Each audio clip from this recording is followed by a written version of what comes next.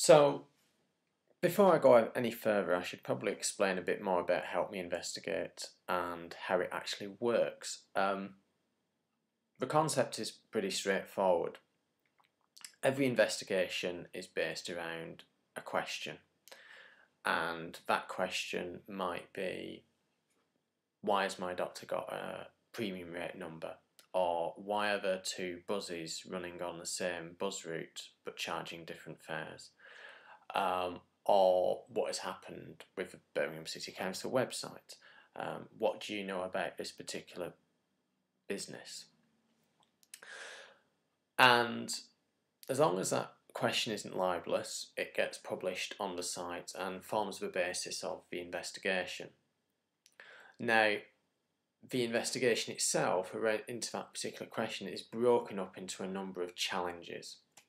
And this makes it possible for different people to contribute in different ways. So, if it's an investigation into, for example, what is happening with Birmingham City Council's website, then the first challenge is going to be find background information. So, very simple. People can go on Google, find out what information there is about this. Just do a bit of basic research and find out the lay of the land. Another challenge might be to invite an expert on this particular area. Another challenge might be to find out regulation affecting this particular issue, or government policy or laws.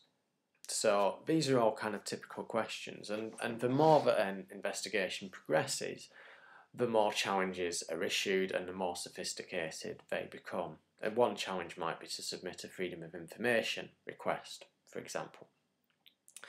So, as you look at an investigation, and there's a video on the Help Me Investigate blog which takes you through this as well. As you look at an investigation, your challenges will be in one of three columns. If it's on the left hand side, those are challenges which have been set but no one's accepted them or done anything. In the middle, there'll be challenges which people have accepted and done something, but the challenge isn't yet complete. And then on the right hand side are challenges that have been completed. And so they move from kind of yellow to amber to green. So there's that kind of inherent pleasure in actually making something complete, in completing individual bits of an investigation. And one of the key principles behind the site was trying to make it pleasurable and fun in itself. So people would contribute to an investigation because it was, nice to do so. And that's basically how it works, that as the investigation progresses, more challenges are set, and ultimately there comes a point when it becomes apparent that the investigation is complete, and at that point you might invite someone to mark this investigation as complete.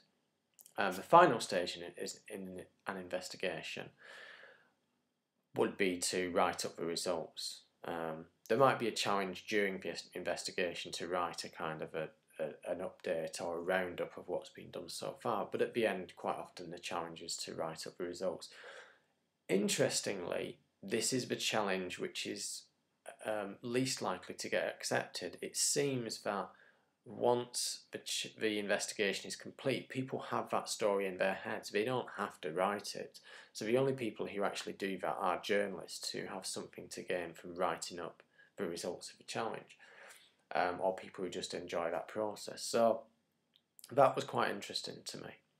But fundamentally, that's the process. And there's another key feature to the site, which is that most investigations, the vast majority of investigations, will not succeed. They will fail.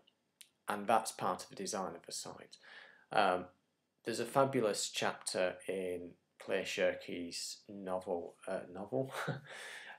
book, Here Comes Everybody. There's a chapter called Failure for Free. You can tell it's late, I'm muddling all my words up. So he wrote this chapter, Failure for Free, and it's this idea that you've got websites like Meetup and so on, where most of the site is being used and people are starting things but never really finishing them.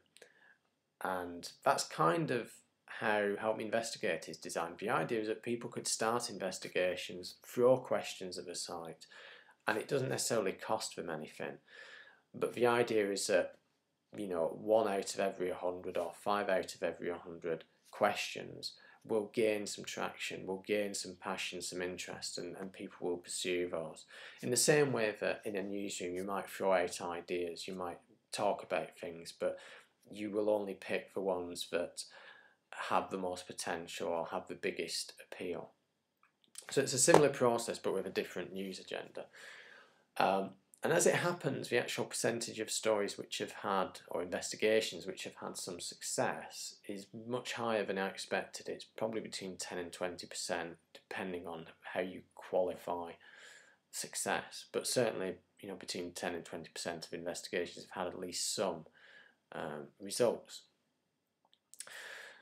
So that's a key part of the site. It's actually harder in practice to let go of that and to accept that things will not take off. You kind of instinctively want everything to succeed, but that's part of the nature of a site. People will throw out ideas and then will just not bother, and no one else will bother. So that's fair enough. That's life.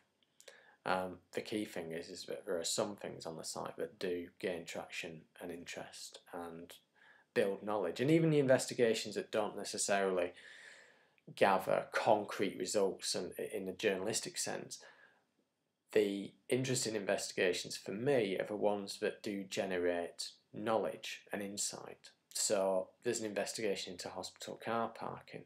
Now that investigation has discovered how much a particular hospital makes from parking. It's also discovered all kinds of other interesting things about how the National Health Service is structured, the money that they have to pay because of the land that they own and where that money goes and things like that. So it leads on to new questions and new investigations, and generally an engagement with local government, with the health service, with how our society is structured and power structures in society, which is tremendously interesting for me. I mean, I know all kinds of stuff about buzz deregulation and the health service and things like this, which I wouldn't read in a newspaper necessarily, but I've gained this knowledge because of that social dynamic of wanting to help other people and kind of talking to other people about issues and needing to know this stuff to help them.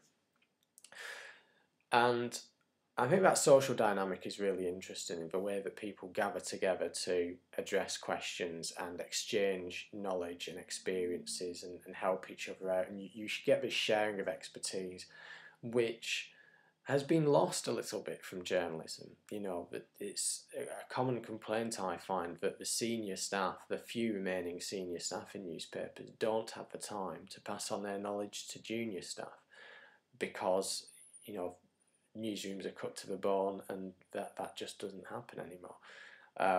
The other thing, of course, is that people aren't sticking around in newsrooms long enough to gain that experience anymore. They're going off to PR for obvious financial reasons.